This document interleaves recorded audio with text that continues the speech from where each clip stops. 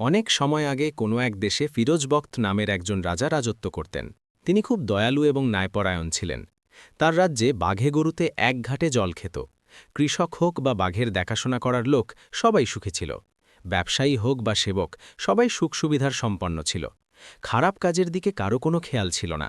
কোথাও কোনো ডাকাতের নাম নিশানা পর্যন্ত ছিল না। যাত্রীরা দেশের এক প্রান্ত থেকে অন্য প্রান্ত পর্যন্ত কোনো ভয় ছাড়াই যাতায়াত করতেন। দামি জিনিস বোঝাই উটের সওদাগর দল দেশ দিয়ে নিরাপদে যেত। রাজা ফিরোজ বখতের ন্যায়ের চর্চা চারদিকে এমন ছড়িয়েছিল যে কারও অন্যায় করার সাহস হতো না। প্রতিটি হৃদয়ে রাজার এমন প্রভাব ছিল যে কেউ কাউকে খারাপ নজরে দেখার সাহস পেত না। এই সব কারণে দেশে চারদিকে শান্তি ছিল। ছোট বড় সবাই রাজার দীর্ঘ আয়ু এবং ধনসম্পত্তির জন্য প্রার্থনা করত। প্রজাদের অবস্থা তো এমন ছিল যে তারা খুব খুশহাল এবং সম্পন্ন ছিল। কিন্তু রাজার অবস্থা ছিল এই যে তিনি সবসময় দুঃখে ডুবে থাকতেন। এই দুঃখ ছিল সন্তান না হওয়ার।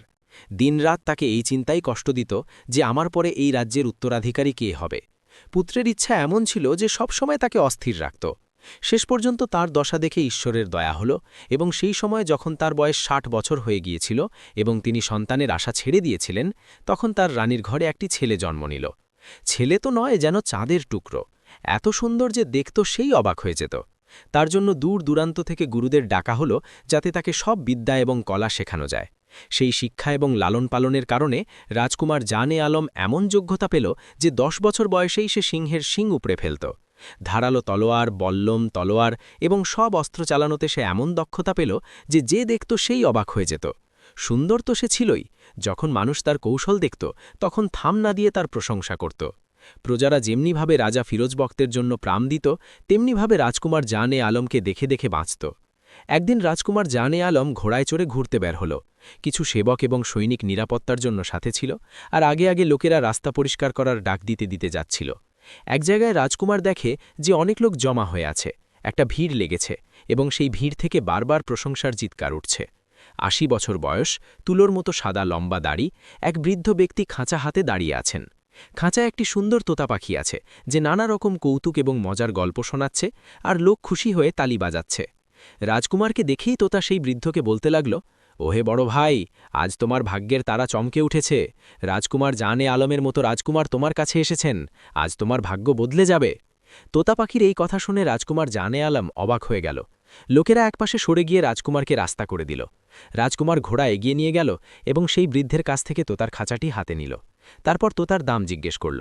বৃদ্ধ কিছু বলার আগেই তোতা রাজকুমারের কথার উত্তর দিল, মহারাজ, গুড়িগের জিনিসের কি দাম, আপনি যা খুশি দয়া করে দিয়ে দিন। জানে আলমের তো প্রথমেই এই দেখে অবাক লেগেছিল যে তোতা কথা বলে। এখন আরও বেশি খুশি হলো এই দেখে যে সে শিষ্টাচার এবং আদব কায়দার সাথে কথা বলতেও জানে। জানে আলম খুশি হয়ে তোতার মালিককে ১ লাখ টাকা এবং একটি হাতি দিল, এবং খাঁচা হাতে নিয়ে শাহী মহলের দিকে রওনা দিল। তোতা পুরো পৃথিবী দেখেছিল, জায়গায় জায়গায় ঘুরেছিল।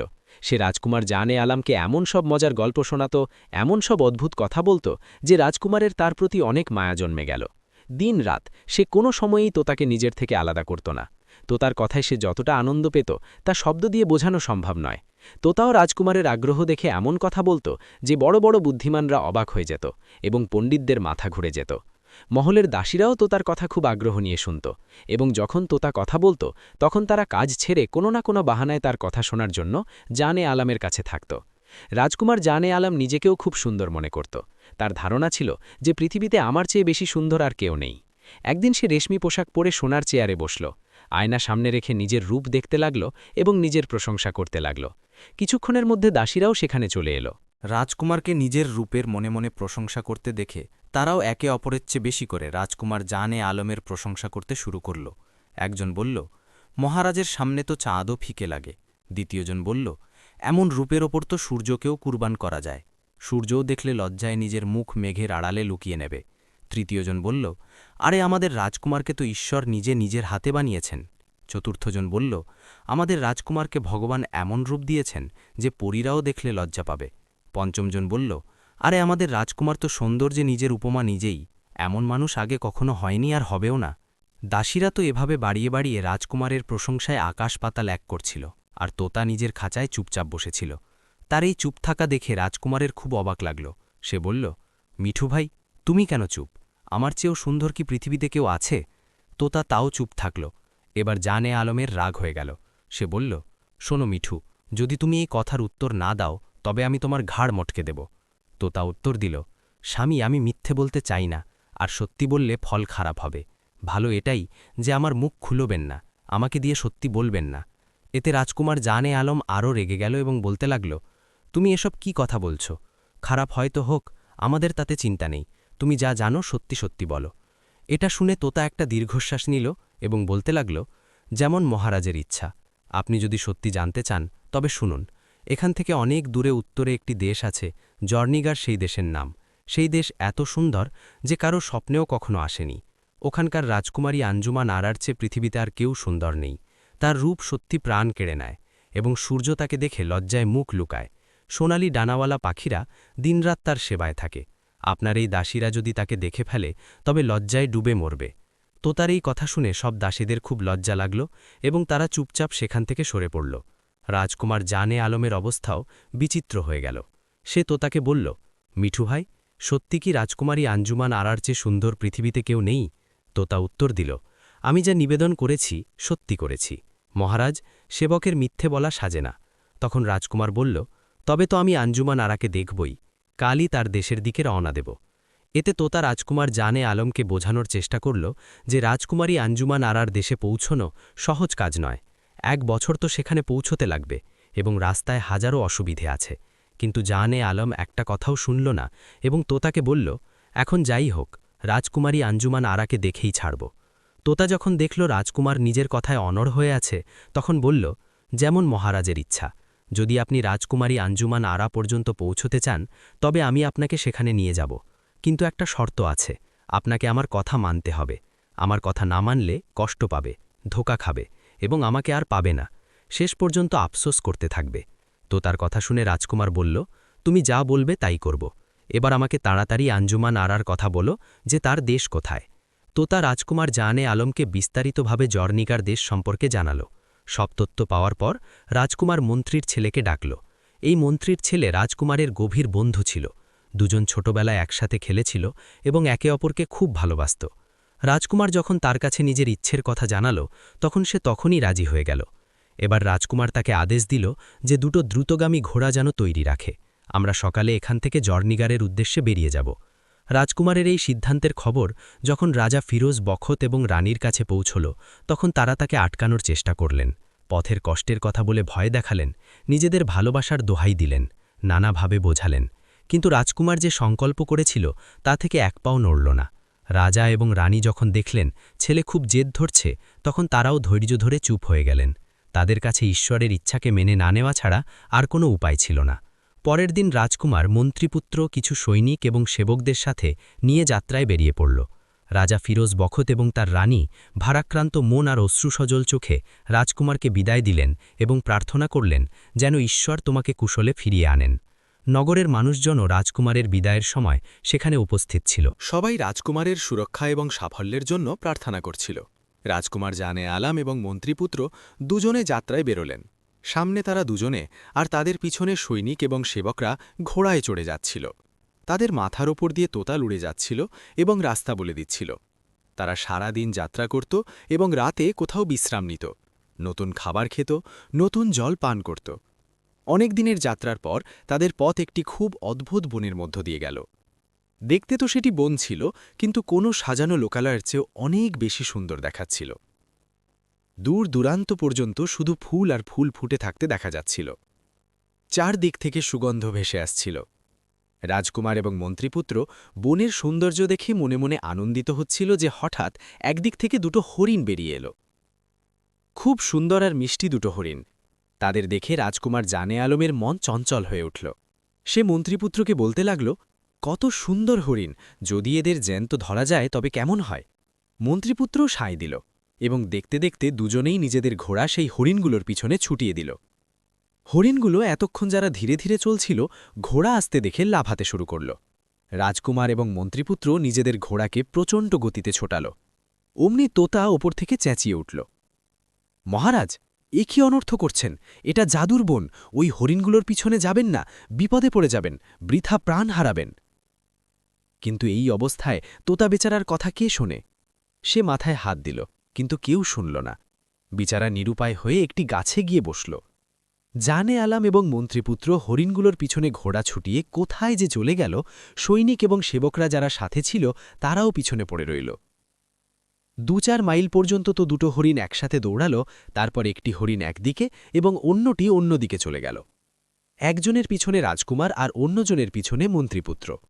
এভাবে রাজকুমার জানে আলাম তোতা এবং সেবকদের থেকে আলাদা হবার পর নিজের বন্ধু মন্ত্রীপুত্রের থেকেও আলাদা হয়ে গেল। সে সন্ধ্যা পর্যন্ত হরিণের পিছনে ঘোড়া ছুটিয়েই গেল। তারপর হঠাৎ হরিণটি চোখের আড়াল হয়ে গেল। এবার রাজকুমার যখন ঘোড়া থামিয়ে এদিক ওদিক তাকাল, তখন ভয়ে কাঁপতে লাগল। ঘোড়াটি ঘামে ভিজে গিয়েছিল এবং সে নিজেও ঘামে স্নান করে গিয়েছিল। চারদিকে নিস্তব্ধতা ছেয়েছিল। না ছিল কোনো তোতা, না মন্ত্রীর ছেলে, না কোনো সৈনিক বা সেবক। চারদিকে শুধু এক ভয়ানক নিস্তব্ধতা। না কোনো মানুষ, না কোনো মানুষের ছায়া। মন খুব ঘাবড়ে যেতে লাগল। ভাবল, এখন কি করি, কোথায় যাই, এই জনহীন স্থান থেকে কিভাবে বের হই। ভগবানের নাম নিয়ে কয়েক পা এগোতেই একটি ঝর্ণা নজরে এলো। সঙ্গে সঙ্গে ঘোড়া থেকে নামল, তাকে জল খাওয়ালো, নিজেও খেল এবং মুখ হাত ধুল। নিজের একাকিত্ব দেখে খুব কাঁদল এবং তারপর কেঁদে কেঁদে ঈশ্বরের কাছে প্রার্থনা করল, হে ভগবান, তুমিই আমাকে এই সংকট থেকে উদ্ধার করার মালিক। এই জনশূন্য বনে তুমি ছাড়া আর কারও সাহায্য নেই। রাজকুমার জান আলম যখন এভাবে কেঁদে কেঁদে প্রার্থনা করছিল, ঠিক তখন ঝর্ণার কিনারে এক মহাত্মা আবির্ভূত হলেন। সাদা উজ্জ্বল দাড়ি, মাথায় টুপি, এক হাতে মালা আর অন্য হাতে লাঠি। তিনি রাজকুমারের কাছে এসে বললেন, নওজোয়ান, বলো কি চাও, যা ইচ্ছা হবে পূরণ করে দেব।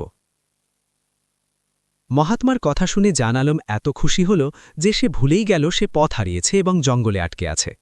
তার তোতা এবং মন্ত্রীর ছেলের কথাও মনে রইল না। মনে পড়ল শুধু রাজকুমারী আঞ্জুমান নারার কথা, আর সে সঙ্গে সঙ্গে বলতে লাগল, আমাকে জর্নিগার দেশ এবং সেখানকার রাজকুমারী আঞ্জুমান নারাকে দেখিয়ে দাও।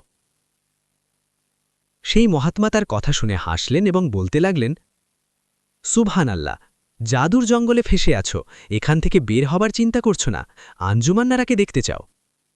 জান আলাম এগিয়ে গিয়ে মহাত্মার পা জড়িয়ে ধরল এবং বলল, স্বামী, এরই জন্য তো ঘরবাড়ি, ধনসম্পদ আর মুকুট ছেড়ে বেরিয়েছি।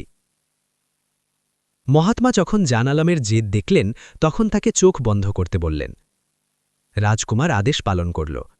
চোখ বন্ধ করতেই সে নিজেকে জর্নিগার দেশে আবিষ্কার করল।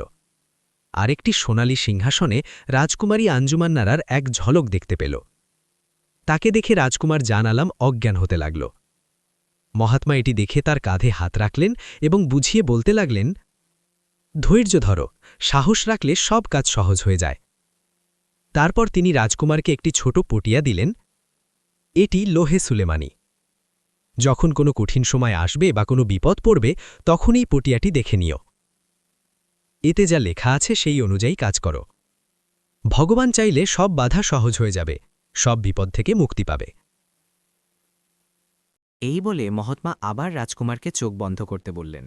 রাজকুমার আগের মতোই আদেশ মানল এবং যখন চোখ খুলল, তখন সেখানে ঝর্ণাও ছিল না, জঙ্গলও ছিল না, আর সেই মহাত্মাও ছিলেন না। তবে তার দেওয়া সেই পুটিয়াটি রাজকুমারের হাতে ছিল। রাজকুমার এদিক ওদিক তাকিয়ে বুঝতে পারল যে সে সেই একই জায়গায় ফিরে এসেছে যেখান থেকে সে হরিণের পেছনে ঘোড়া ছুটিয়েছিল। সে তৎক্ষণাৎ ঈশ্বরকে ধন্যবাদ জানাল যে জাদুর জঙ্গল থেকে মুক্তি পেয়েছে এবং আবার নিজের যাত্রা শুরু করল। অনেক দিনের যাত্রার পর তার পথ একটি তপ্ত মরুভূমির ওপর দিয়ে গেল। ভয়ানক গরম পড়ছিল, কোথাও কোনো গাছের ছায়া ছিল না, না ছিল খাওয়ার জল। যতদূর চোখ যায় তপ্ত বালি ছাড়া আর কিছুই দেখা যাচ্ছিল না। তৃষ্ণার চোটে জিভে কাঁটা ফুটে গিয়েছিল, গরমে ঘোড়ারও প্রাণ বেরিয়ে যাচ্ছিল। এই করুণ অবস্থায় রাজকুমার হয়রান ও পরিশ্রান্ত হয়ে যাত্রা করতে করতে জীবন নিয়ে বীতশ্রদ্ধ হয়ে পড়েছিল। ঠিক তখনই হঠাৎ একদিকে একটি গাছপালা ভর্তি জায়গা নজরে এলো। সঙ্গে সঙ্গে ঘোড়ার মুখ ঘুরিয়ে সেদিকে গেল। দেখল যে একটি পুকুর স্বচ্ছ জলে ভরা। জল দেখে তার ধরে জল এলো। সঙ্গে সঙ্গে ঘোড়া থেকে নামল এবং জল খাওয়ার উদ্দেশ্যে পুকুরের দিকে ঝুঁকতেই জলে রাজকুমারী আঞ্জুমান নারাকে দেখতে পেল। রাজকুমারী বলল, স্বাগত রাজকুমার, স্বাগত। আমি কতক্ষণ ধরে তোমার অপেক্ষা করছি। ঈশ্বরের ধন্যবাদ যে আজ তুমি এখানে এলে। এখন আর দেরি করো না, এখনই পুকুরে ঝাঁপ দাও। এ কথা শুনে রাজকুমার তক্ষুনি পুকুরে ঝাঁপ দিল। ঝাঁপ দিতেই সব ওলটপালট হয়ে গেল। কিছু মুহূর্ত পর যখন জ্ঞান ফিরল আর চোখ খুলল, তখন সেখানে না ছিল পুকুর আর না ছিল আঞ্জুমানারা, শুধু এক তপ্ত মরুভূমি ছিল। রাজকুমার বুঝে গেল যে সে আবার কোনো মায়াজালে ফেসে গেছে। ভগবান রক্ষা করবেন। কয়েক পা এগোতেই একটি বাগানের সীমানা প্রাচীর নজরে এলো। কাছে গিয়ে দেখল খুব সুন্দর বাগান। গরমে অতিষ্ঠ হয়ে সে তক্ষুনি ভেতরে চলে গেল। বাগানের সৌন্দর্য দেখে সে অবাক হয়ে গেল। জায়গায় জায়গায় সুন্দর চারাগাছ ও সুন্দর ফুল ফুটেছিল। হরেক রকমের পাখি ডাকছিল। গাছগুলো অনেক প্রকারের ফলে ছেয়ে গিয়েছিল। বাগানের মাঝখানে শ্বেতপাথরের একটি সুন্দর চাতাল তৈরি ছিল, যার ওপর এক রূপসী নারী খুব রাজকীয়ভাবে বসেছিল। তার চারদিকে অনেক দাসী দাঁড়িয়েছিল। কেউ কেউ বাগানে এদিক ওদিক ঘুরছিল। রাজকুমার জানালম অবাক হয়ে বাগানটি দেখছিল। দাসীদের যখন যে ফলের ইচ্ছা হচ্ছিল, সেই ফল হাত লাগানো ছাড়াই তাদের মুখের কাছে চলে আসছিল। এটি দেখে জানালমের বিশ্বাস হয়ে গেল যে এসবই জাদু। মনে মনে ভাবল যে খুব বিপদে ফেসে গেছি, এখন ভগবানই বাঁচান। রাজকুমার যখন এসব ভাবছিল, তখনই একটি হাত সজোরে তার কাঁধে পড়ল, এবং পরের মুহূর্তেই সে নিজেকে সেই শ্বেতপাথরের চাতালে সেই নারীর পাশে বসা অবস্থায় পেল। রাজকুমার ভয়ে ভয়ে সেই নারীর দিকে তাকাল। সে হেসে বলল, ভয় পেও না জানালম, এখানে তোমাকে কেউ কিছু বলবে না। নারীর মুখে নিজের নাম শুনে রাজকুমার অবাক হয়ে বলল, তুমি আমার নামও জানো? রাজকুমার জানালমকে কে না জানে, আমি তো দীর্ঘ সময় ধরে তোমার অপেক্ষা করছিলাম। আমার ভাগ্য ভালো যে তুমি এদিক দিয়ে গেলে, আর আমি আমার জাদুর বলে তোমাকে এখানে টেনে আনলাম। জাদুর বলে? তুমি জাদুও জানো? রাজকুমারের মুখ হাঁ হয়ে গেল। হ্যাঁ, কে তুমি? রাজকুমার জিজ্ঞাসা করল। সেই নারী হেসে বলল, আমি জাদুকরদের রাজার মেয়ে। এই যা কিছু তুমি দেখছ, সবই জাদুর তৈরি। অনেক সময় ধরে তোমার অপেক্ষায় ছিলাম। আজ যখন আমার কাছে এসেছ, তখন আঞ্জুমানারার চিন্তা ছেড়ে দাও আর এখানেই থাকো। এখানে তুমি পৃথিবীর সব সুখ সুবিধা পাবে। জাদুকরীর মুখে আঞ্জুমানারার নাম শুনে রাজকুমার জানালম হঠাৎ তার পাশ থেকে উঠে দাঁড়াল এবং বলতে লাগল, তুমি জানো যে আমি আঞ্জুমানারার জন্য ঘরবাড়ি ছেড়ে বেরিয়েছি? জাদুকরী হেসে দিল এবং বলতে লাগল, তুমি আঞ্জুমানারাকে পাবে না।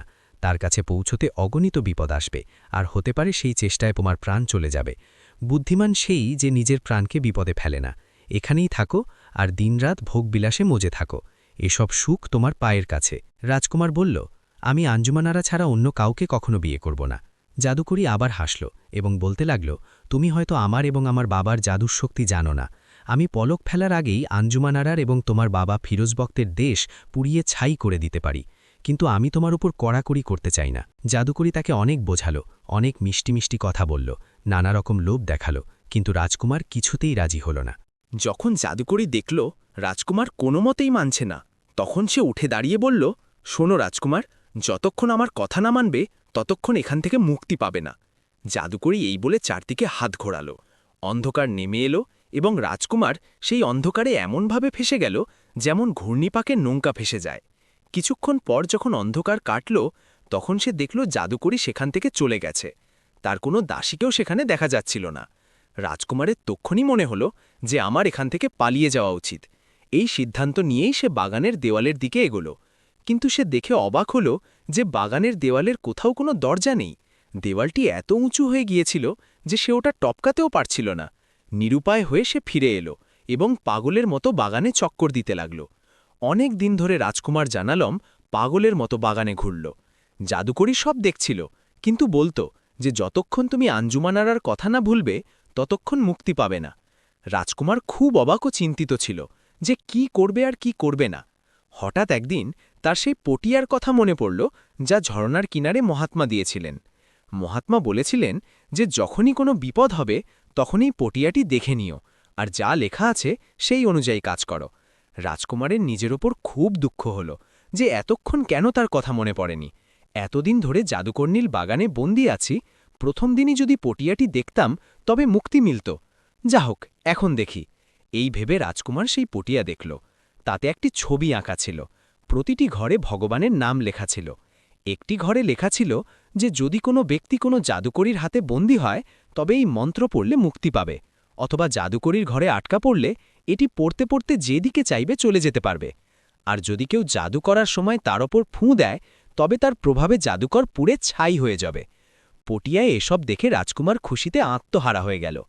তাড়াতাড়ি সে সেই মন্ত্র মুখস্থ করে পটিয়াটি পকেটে ভরে নিল। এই সময় জাদুকর্ণী সেখানে চলে এলো। সে সামনে আসতেই রাজকুমার মন্ত্র পড়ে ফুঁ দিল। সে সঙ্গে সঙ্গে বুঝে গেল রাজকুমার হাতছাড়া হয়ে গেছে।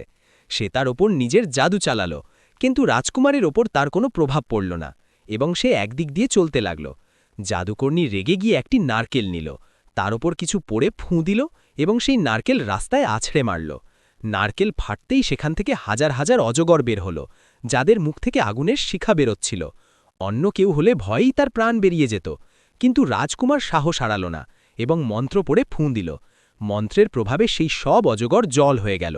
জাদুকর্ণী যখন দেখল তার সব জাদু ব্যর্থ হয়েছে, তখন সে রাজকুমারের পা ধরে কাকুতি মিনতি করতে লাগল।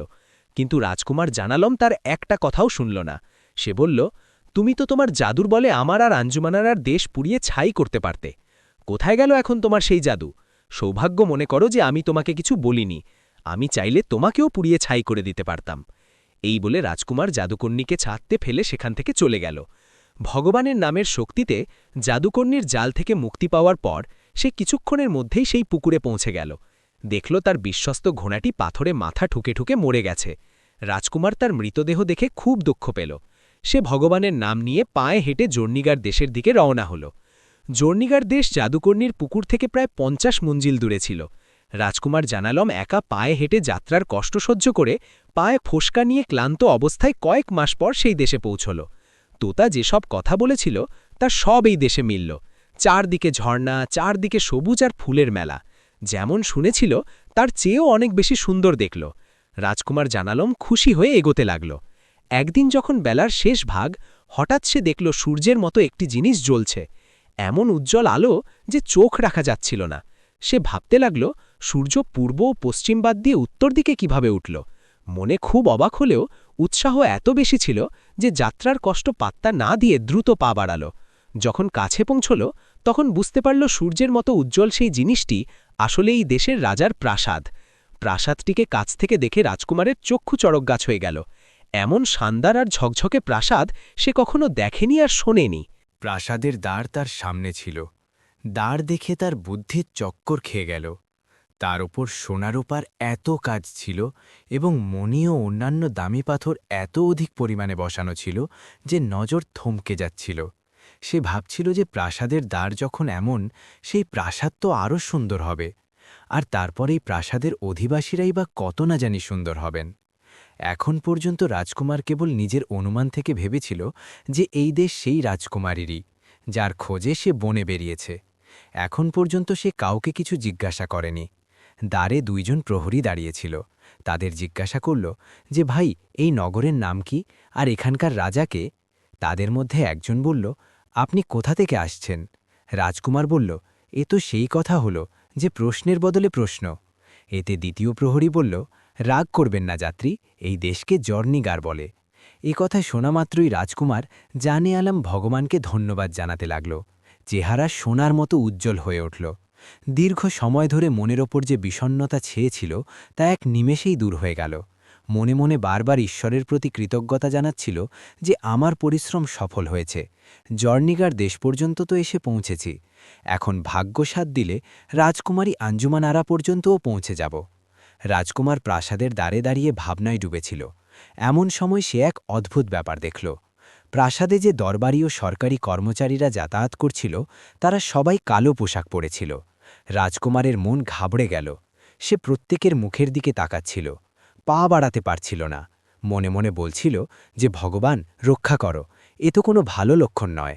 এমন সময় একজন প্রধান সেবকের সাওয়ারিজ সামনে দিয়ে গেল। সেও কালো পোশাক পরেছিল।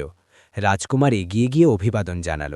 সেবক উত্তর দিল এবং সাওয়ারি থামিয়ে অবাক হয়ে তার দিকে তাকাতে লাগল। তারপর সে জিজ্ঞাসা করল, আপনি কোথা থেকে এসেছেন? আপনি কিভাবে এই বিষণ্ণ নগরের শোভা বাড়ালেন? জানে আলম উত্তর দিল, ভাই, আমরা এই নগর আর এখানকার রাজার খ্যাতি শুনে নিজের ঘর ছেড়ে যাত্রাপথে হোঁচট খেতে খেতে এখানে পৌঁছেছি। কিন্তু ব্যাপার কি যে যাকে দেখছি সেই কালো পোশাক পরে আছে? এ শুনে সেবক একটি দীর্ঘশ্বাস ফেলল এবং বলল, আমাদের রাজকুমারী আঞ্জুমান আরাকে এক জাদুকর জাদুর বলে প্রাসাদ থেকে তুলে নিয়ে গেছে। সেই দিন থেকে রাজকুমারীর দুঃখে রাজা, দরবারি এবং সরকারি কর্মচারী সবাই কালো পোশাক পরে থাকে। সেবকের কথা এখনও শেষও হয়নি যে রাজকুমার জানে আলম এক চিৎকার দিল এবং অজ্ঞান হয়ে পড়ে গেল। সেবক তৎক্ষণাৎ বুঝে গেল যে এই যুবক রাজকুমারী আঞ্জুমান আরার সৌন্দর্যের কথা শুনে এখানে এসেছে। মনে মনে দুঃখ করতে লাগল যে আমার বড় ভুল হয়ে গেছে। আঞ্জুমান আরার ব্যাপারে এই দুঃখজনক সংবাদ এভাবে হঠাৎ তাকে দেওয়া উচিত হয়নি। সেবক অনেক চেষ্টা করল, গোলাপ জল ছেটাল, কিন্তু জানে আলমের জ্ঞান ফিরল না। নিরুপায় হয়ে সে রাজপ্রাসাদে গিয়ে রাজাকে খবর দিল যে কোনো দেশের রাজকুমার ফকিরের বেশে এখানে পৌঁছেছে। জাদুকর কর্তৃক রাজকুমারীকে তুলে নিয়ে যাওয়ার খবর শুনে সে অজ্ঞান হয়ে পড়ে গেছে এবং এখনও জ্ঞান ফেরেনি। ভগবান জানেন বেঁচে আছে কি মরে গেছে। আমার দেখা এমন সুন্দর যুবক আজ পর্যন্ত আসেনি। সেবকের কথা শুনে রাজা আদেশ দিলেন যে তৎক্ষণাৎ সেই যুবককে প্রাসাদে নিয়ে এসো। সেবক ও কর্মচারীরা রাজকুমার জানে আলমকে রাজার কাছে নিয়ে এলো। তখন সন্ধ্যা হয়ে গিয়েছিল। রাজা রাজকুমারকে দেখলেন, তার মুখ ধোয়ানো হলো, ওষুধ খাওয়ানো হলো। তখন গিয়ে জানে আলমের জ্ঞান ফিরল এবং সে অবাক হয়ে এদিক ওদিক তাকাতে লাগল। সে দেখল যে একজন ব্যক্তি রাজমুকুট মাথায় পরে বেশ শান শওকতের সাথে সিংহাসনে বসে আছেন। সিংহাসনের চারদিকে মন্ত্রী ও বীর দরবারীরা নিজ নিজ পদমর্যাদা অনুযায়ী চেয়ারে বসে আছেন। হাজার হাজার সৈনিক কোমরে তলোয়ার ঝুলিয়ে শিষ্টাচারের সাথে সামনে দাঁড়িয়ে আছে। জানে আলম বুঝে গেল যে এটা জর্নিগার দেশের রাজার দরবার। অবশেষে সেও তো রাজকুমার ছিল, রাজকীয় শিষ্টাচার খুব ভালো বুঝত। তৎক্ষণাৎ উঠে প্রণাম করল। রাজা খুশি হয়ে তাকে জড়িয়ে ধরলেন এবং পরম মমতায় নিজের কাছে বসালেন। তারপর তার অবস্থা জিজ্ঞাসা করতে লাগলেন। জানে আলম রাজাকে নিজের নাম পরিচয় দিল এবং রাজকুমারী আঞ্জুমান আরার খবর জিজ্ঞাসা করল। রাজা শুনে এক দীর্ঘশ্বাস ফেললেন এবং বলতে লাগলেন, এক জাদুকর দীর্ঘ সময় ধরে রাজকুমারীর ওপর নজর রাখছিল। আমরা কোনো সময় তার নিরাপত্তায় কমতি রাখতাম না, কিন্তু সেই দুষ্টু প্রতারণা করে প্রাসাদে এলো এবং সুযোগ বুঝে রাজকুমারীকে উড়িয়ে নিয়ে গেল। আমাদের তো এখন এই প্রাসাদ জেলের মতো লাগে। প্রতি মুহূর্তে হাসি খুশির পরিবেশ ছিল, কিন্তু এখন সেখানে প্রতি ঘড়ি দুঃখ আর শোকের ছায়া থাকে। জানে আলম অত্যন্ত আদরের সাথে বলল, মহারাজ, এটা কি জানা যাবে যে সেই জাদুকর রাজকুমারীকে কোন দিকে নিয়ে গেছে? রাজা উত্তর দিলেন, 5 ক্রোশ দূরত্ব পর্যন্ত জানা যায়। সামনে একটি কেল্লা আছে যেখানে আগুন জ্বলছে এবং তার শিখা আকাশ পর্যন্ত যায়।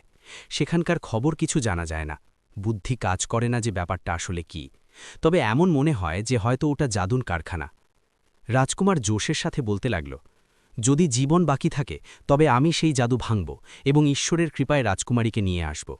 এই বলে রাজকুমার উঠতেই যাচ্ছিল যে রাজা তার হাত ধরে ফেললেন এবং বোঝাতে লাগলেন, বেটা, কেন নিজের জান ঝুঁকিতে ফেলছ? জাদুর সাথে লড়াই করা মানুষের সাধ্যের কথা নয়। কিন্তু রাজকুমার মানল না এবং যাত্রার অনুমতি চাইল। তার জেদ দেখে রাজা বললেন, ঠিক আছে, যদি তোমার এটাই সংকল্প হয় তবে আমি তোমাকে কিভাবে আটকাতে পারি? আজ রাত এখানে থাকো, কাল সকালে নিজের অভিযানে বেরিয়ে যেও। জানে আলম সেই রাত রাজার প্রাসাদে কাটাল। সকাল হতেই রাজা রাজকুমারকে সুন্দর পোশাক পরালেন, নিজ হাতে তার শরীরে ধনুক, বাণ, তলোয়ার ও খঞ্জর সাজিয়ে দিলেন এবং তারপর অনেক প্রার্থনা ও আশীর্বাদ দিয়ে তাকে বিদায় করলেন। সারা নগরে এই কথা ছড়িয়ে পড়েছিল যে রাজকুমার খুব সকালে জাদুকরের সাথে লড়াইয়ের জন্য বেরোবেন। অনেক মানুষ তাকে দেখার জন্য নগরের বাইরে জড়ো হয়েছিল। এই লোকেরা কিছু দূর পর্যন্ত তার সাথে এলো এবং সবাই এটাই প্রার্থনা করছিল যেন ঈশ্বর এই রাজকুমারকে সফলতা দেন। রাজকুমার জানে আলম সেখান থেকে বিদায় নিয়ে জাদুকরের কেল্লার দিকে চলল। 5 মাইল যেতেই সামনে আগুনের কেল্লা দেখা গেল। পৃথিবী থেকে আকাশ পর্যন্ত ধোঁয়া ছাড়া আর কিছুই দেখা যাচ্ছিল না। আগুন দেখে ঘোড়া পিছিয়ে যেতে লাগল। তখন রাজকুমার ঘোড়া থেকে নেমে গেল এবং এগিয়ে গিয়ে আগুনের কেল্লাকে মন দিয়ে দেখতে লাগল। সে দেখল যে একটি হরিণ বারবার আগুন থেকে বেরিয়ে লাফালাফি করছে এবং আবার আগুনে অদৃশ্য হয়ে যাচ্ছে। যখন জানে আলম হরিণটিকে বারবার আগুন থেকে বেরিয়ে লাফালাফি করতে এবং আবার আগুনে গায়েব হতে দেখল, তখন ভাবল যে নিশ্চয়ই এতে কোনো রহস্য আছে। সে নিজের পকেট থেকে সেই বৃদ্ধের দেওয়া লোহার পট্টি বের করে দেখল। তাতে লেখা ছিল যে পবিত্র নাম পড়ে হরিণের ওপর বাণ চালাও। যদি বাণ হরিণকে লেগে যায় তবে এই জাদুর কারখানা ধ্বংস হয়ে যাবে, আর যদি নিশানা ভুল হয়ে যায় তবে তোমার খারাপ সময়, তুমি পুড়ে ছাই হয়ে যাবে এবং 1000 বার খুঁজলেও কেউ তোমার হদিশ পাবে না। রাজকুমার বিপদের মারা তো ছিলই, ভাবতে লাগল যে ভাগ্য পরীক্ষা করা উচিত। বাণ যদি হরিণকে লাগে তবে খুব ভালো, না হলে মরার এর চেয়ে ভালো বাহানা আর কি পাব? সব ধরনের লজ্জা থেকে বেঁচে যাব। এই ভেবে ধনুকে বাণ চড়াল এবং পবিত্র নাম পড়তে শুরু করল। ওদিকে হরিণ আগুন থেকে বেরিয়ে লাফ দিল, এদিকে রাজকুমারের ধনুক থেকে বাণ ছুটল। রাজকুমার খুব বড় ধনুর্ধর ছিল এবং তার নিশানা ছিল অব্যর্থ। বাণ নিশানায় লাগল, হরিণ মাটিতে লুটিয়ে পড়ল এবং তার সাথেই আকাশ থেকে এক জোরে সোর উঠল যে ধরো ধরো, যেতে না পায়। আর এই শোরগোল ওঠার সাথে সাথেই গভীর অন্ধকার ছেয়ে গেল। অন্ধকার এমন ছিল যে ভয়ে প্রাণ বেরিয়ে যাওয়ার মতো। বড় বড় বীরদের বুক কেঁপে ওঠে। কিন্তু রাজকুমার সাহস নিয়ে কাজ করল। যেখানে ছিল সেখানেই অনড় দাঁড়িয়ে থাকল। কিছুক্ষণ পর আলো ফুটল। এখন না ছিল সেই আগুন, না সেই কেল্লা, কেবল এক বড় ময়দান ছিল। রাজকুমার এগিয়ে চলল। কিছুদূর সামনে গিয়ে কি দেখে যে এক কেল্লা আকাশ সমান উঁচু হয়ে দাঁড়িয়ে আছে। এটাই সেই জাদুকরের কেল্লা, যেখানে রাজকুমারী আঞ্জুমান আরা বন্দী ছিল। কিন্তু এই কেল্লাও ছিল অদ্ভুত।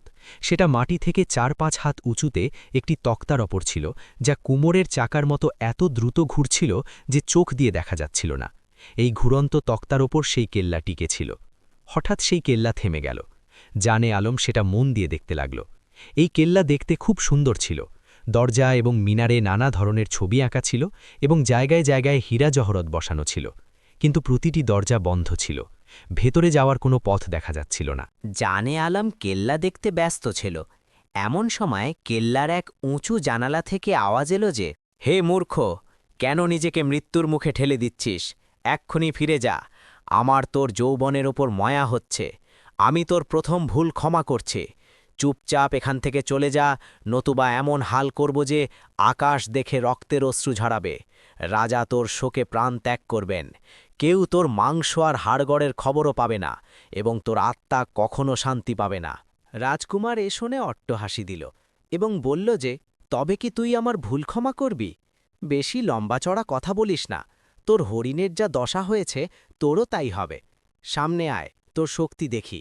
এ শুনে জাদুকর কেল্লার জানালা দিয়ে মাথা বের করে বাইরে উঁকি দিল এবং কিছু শস্য দানা নিল। তার মধ্যে কালো দানা রাখল এবং কোনো মন্ত্র পড়ে সেই দানাগুলো আকাশের দিকে ছুঁড়ে দিল। হঠাৎ মেঘ ঘনিয়ে এলো এবং রাজকুমারের ওপর পাথর আর আগুনের বৃষ্টি হতে লাগল।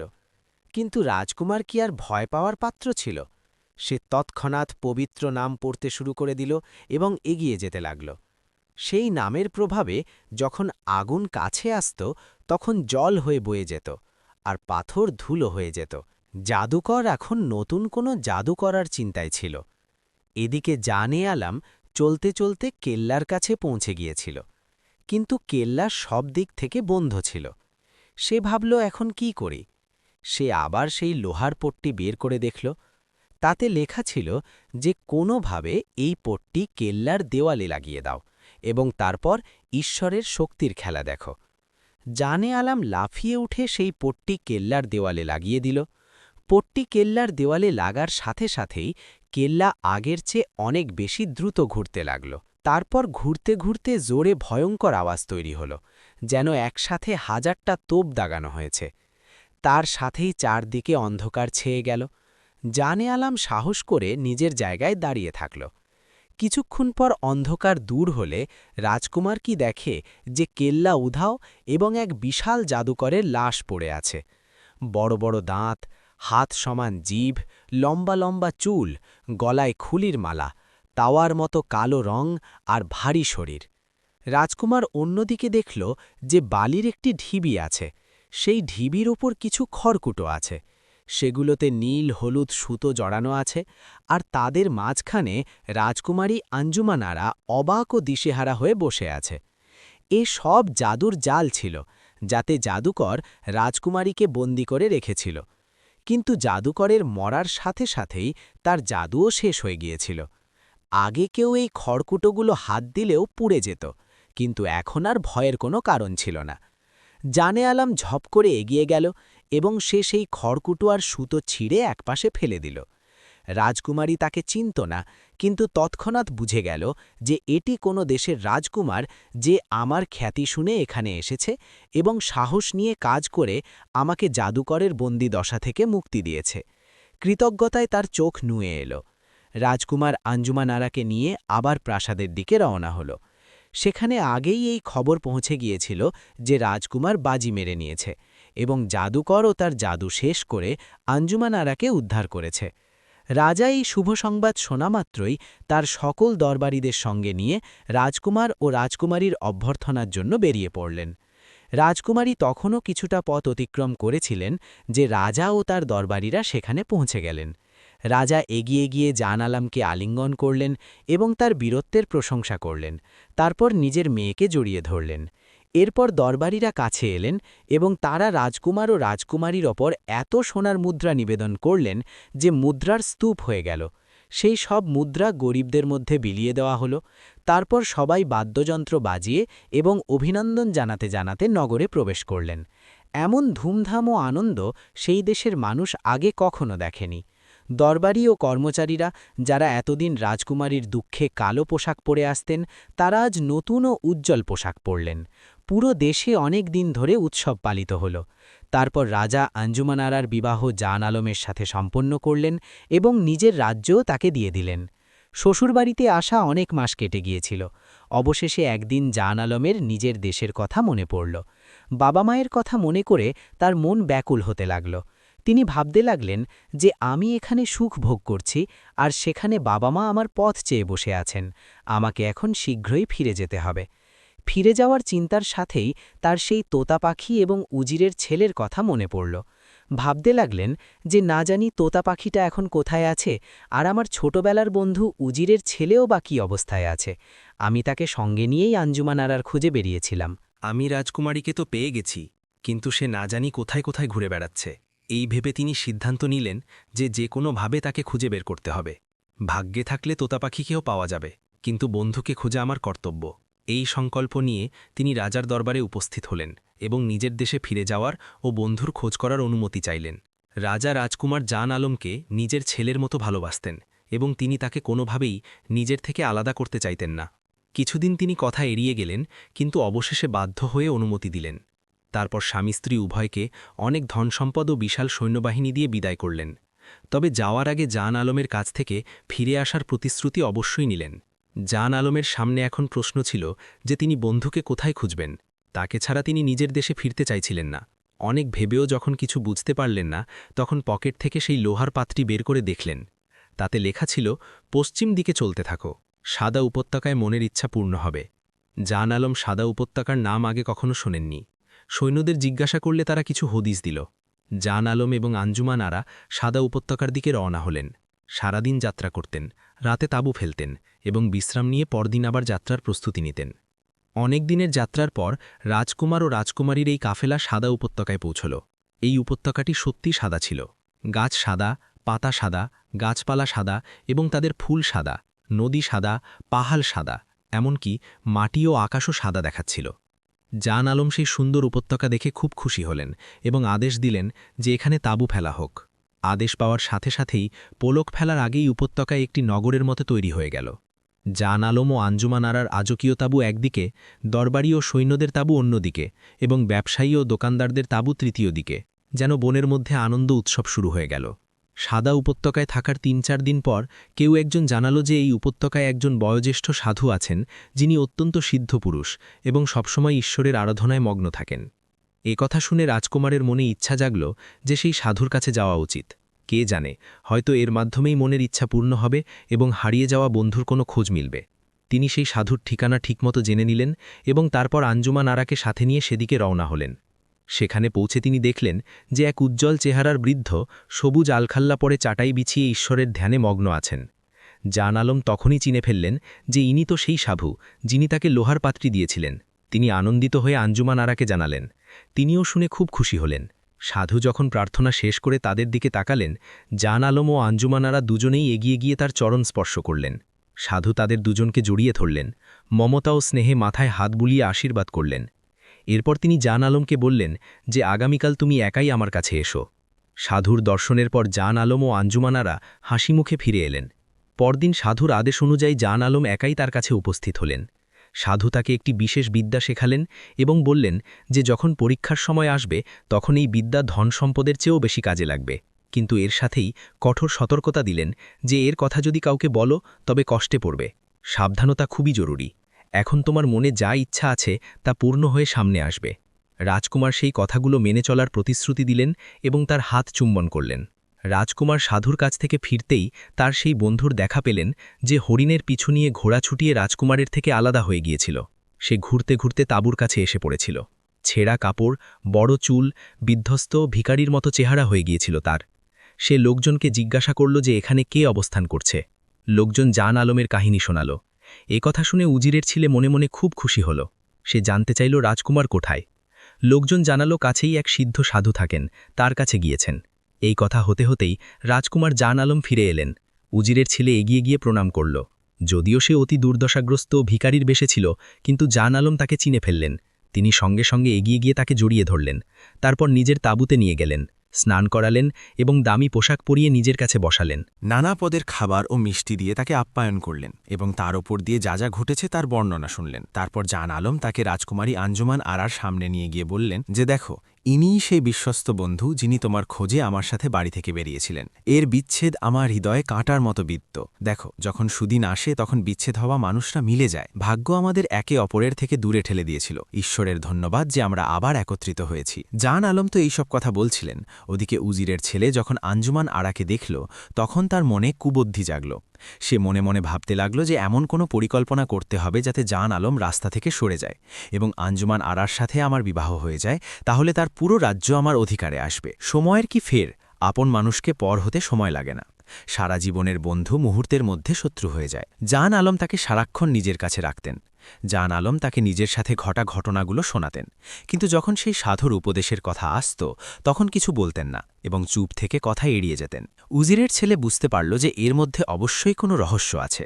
এখন সে এই চেষ্টায় রইল যে কোনোভাবে জান আলমের থেকে সেই রহস্যটি জেনে নেওয়া যায় কিনা, যে সাধু তাকে কি বলেছিলেন। সাদা উপত্যকা থেকে রওনা হয়ে জান আলম, আঞ্জুমান আরা এবং পুরো সৈন্যবাহিনীর সাথে গন্তব্যের দিকে এগিয়ে চললেন।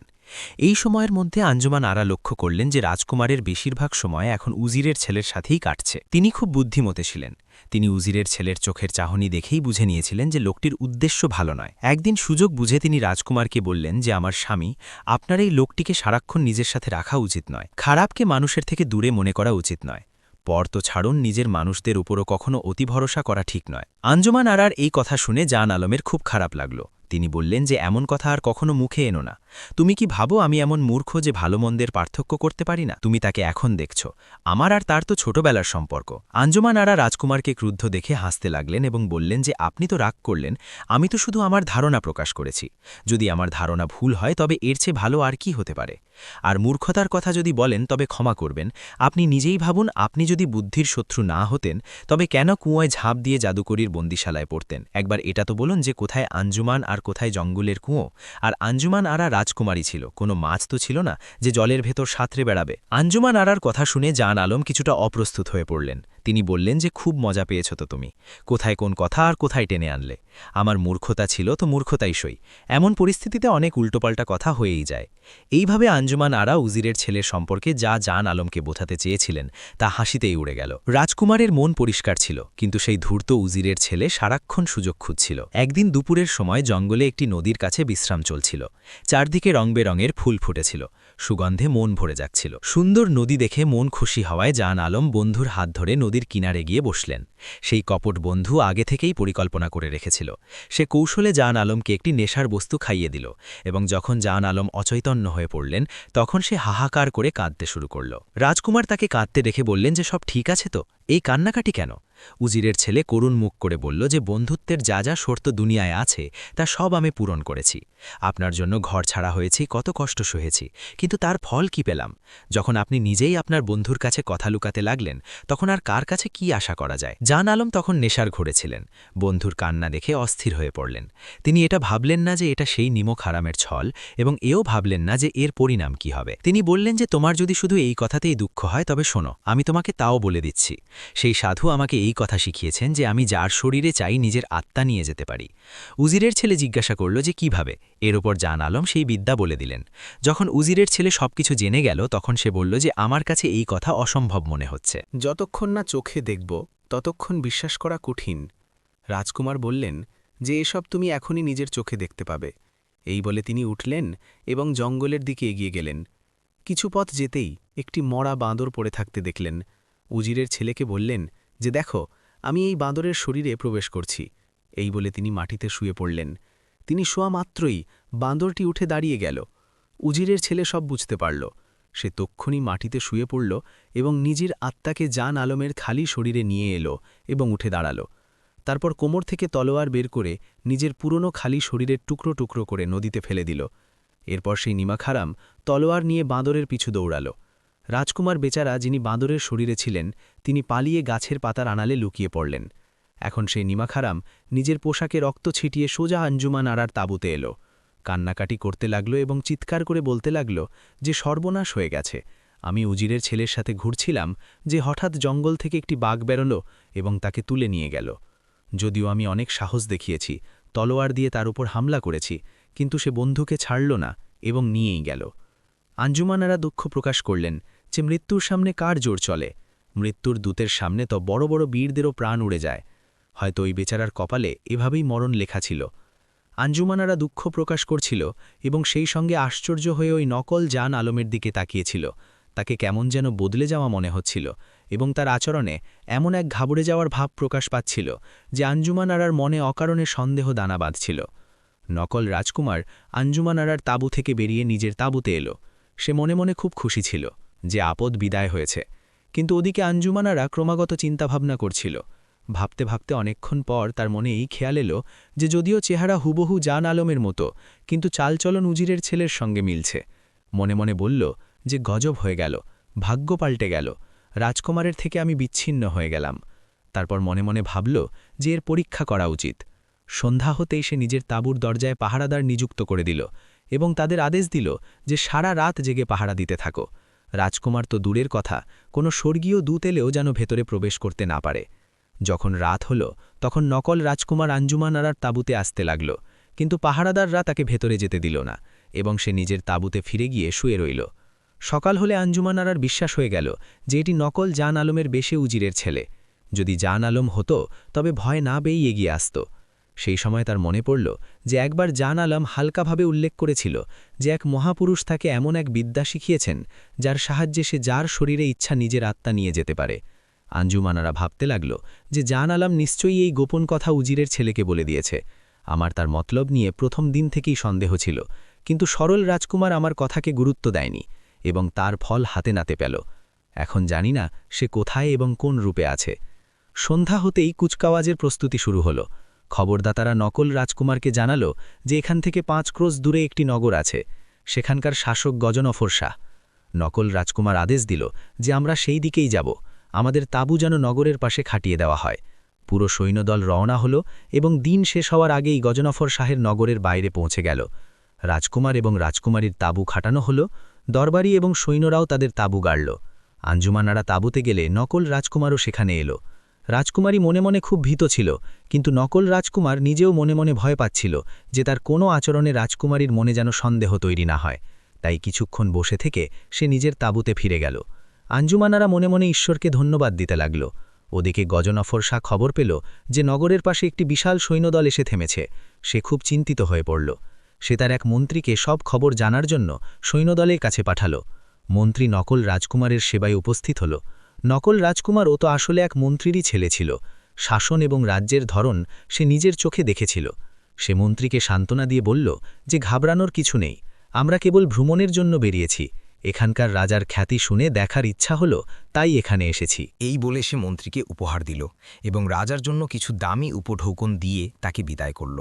গজনফর শাহ নকল রাজকুমারের উপহার পেয়ে খুব খুশি হল এবং পরের দিন নিজেই দেখা করতে এলো। তাঁবুতে দুজনে অনেকক্ষণ কথা বলল। শেষে রাজা তাকে নগরে থাকার অনুরোধ করল। সঙ্গে সঙ্গে রাজকীয় মহল সাজানো হলো। রাজা রাজকুমারকে সেখানে নিয়ে এলো, বাকি সৈন্যদল নগরের বাইরেই রইল। কিছুদিন যাবৎ খুব ভোজের আয়োজন হতে থাকল। ভোজ থেকে অবসর পেয়ে নকল রাজকুমার ভাবল যে যদিও জান আলম এখন বাদর হয়ে আছে, কিন্তু যতক্ষণ সে বেঁচে আছে ততক্ষণ আমার মনে শান্তি নেই। এমন কোনো ফন্দি বের করতে হবে যাতে তাকে প্রাণে মেরে ফেলা যায়, তাহলেই বিনা ভয়ে দিনরাত আরাম করা যাবে। সে ভেবে ভেবে এই আদেশ দিল যে আমাদের বাঁদরের প্রয়োজন আছে। যে বাঁদর ধরে আনবে সে বাঁদর প্রতি 10 টাকা করে পুরস্কার পাবে। নগরবাসীরা যখন এই ঘোষণা শুনল তখন তারা বাঁদর ধরে ধরে নকল রাজকুমারের সামনে আনতে লাগল এবং টাকা নিতে লাগল। লোক হাজার হাজার বাঁদর ধরে নিয়ে এলো। যে বাঁদরই সামনে আসত নকল রাজকুমার সেটি খুব মন দিয়ে দেখত এবং তারপর প্রাণে মেরে ফেলত। এভাবে সে অল্প সময়ের মধ্যেই অসংখ্য বাঁদর মেরে ফেলল। যখন বাদরের সংখ্যা কমে গেল তখন ওই দুষ্ট লোকটি পুরস্কারের দাম বাড়িয়ে 10 টাকা থেকে 100 টাকা করে দিল। লোকের লালচে পড়ে বাদর ধরার জন্য দূরে দূরে যেতে লাগল। 4-5 ক্রোশ পর্যন্ত এই অবস্থা হয়ে গেল যে খুঁজলেও বাদরের চিহ্ন মিলছিল না। কিন্তু যখন থেকে এই কথা ছড়িয়ে পড়ল যে রাজকুমার বাঁদর পেতে ইচ্ছুক, প্রত্যেক ব্যক্তি বাঁদরের খোঁজে লেগে গেল। এই নগরেই এক নির্ধন পাখি শিকারী থাকত। সে জাল নিয়ে সকালে বাইরে বের হতো এবং সারাদিন ছোটাছুটির পর যে 5-10টি পাখি বা টিয়া হাত আসত সেগুলো বিক্রি করে নিজের এবং স্ত্রীর পেট চালাত। খালি হাতে ফিরলে দুজনকে উপোস থাকতে হতো। একদিন তার স্ত্রী বলতে লাগল যে তুমি অদ্ভুত বোকা যে পাখি আর টিয়া পাখির খোঁজে জঙ্গলে জঙ্গলে ধুলো ওড়াও, প্যাঁচার মতো পাগল হয়ে জনশূন্য জায়গায় উঁকি দাও। এত পরিশ্রম আর ছোটাছুটির পরেও যদি রুটি জোটে তো কাপড় জোটে না। সারা দুনিয়া বাঁদর ধরে ধরে ধনসম্পদ জমা করছে, তুমি পাখি আর টিয়া পাখির পিছু ছেড়ে বাঁদরের খোঁজ কেন করো না? কোথাও থেকে একটা বাঁদর হাতেলে আমাদের সব দুঃখ দূর হয়ে যেত। 100 টাকা পাওয়া যাবে, পুরো 100 টাকা। স্ত্রীর এই কথা তার মনে ধরল। সে ভাবতে লাগল যে সত্যিই আমি বোকামি করছিলাম। যাই হোক, এখন পর্যন্ত বাঁদর ধরিনি, কিন্তু এবার ধরার চেষ্টা করব। সে টিয়া ধরার জাল একপাশে ফেলে দিল এবং রুটি, ছোলা ও দড়ি নিয়ে রাতের অন্ধকারেই বাঁদরের খোঁজে বেরিয়ে পড়ল। 5 ক্রোশ পর্যন্ত তো আগে থেকেই বাঁদরের নাম নিশানা ছিল না। সে নগর থেকে প্রায় 7 ক্রোশ দূরে জঙ্গলে পৌঁছে গাছে গাছে বাঁদর খুঁজতে লাগল। এবার রাজকুমার জান আলমের অবস্থা শুনুন, যে বাঁদর হয়ে গিয়েছিল। যখন থেকে সে লোকজনকে বাঁদর ধরতে দেখেছিল এবং তাদের মেরে ফেলার খবর শুনেছিল, সে খুব দুশ্চিন্তায় আর ভয়ে ছিল। সে সব দিকে লুকিয়ে বেড়াত যে কোথাও যেন কেউ দেখে না ফেলে আর ধরে না নিয়ে যায়। এই লুকিয়ে থাকার কারণে অনেক দিন তার খাওয়া দাওয়া ছাড়াই কাটছিল। ওই দিন সে কয়েকদিনের ক্ষুধার্ত অবস্থায় একটি গাছের খোরলে লুকিয়ে বসেছিল। পাখি শিকারী সেটি দেখে পা টিপে টিপে কাছে এসে তার ঘাড় চেপে ধরল। সে চোখ খুলতেই বিশ্বাস হয়ে গেল যে জীবন হয়তো এইটুকুই ছিল।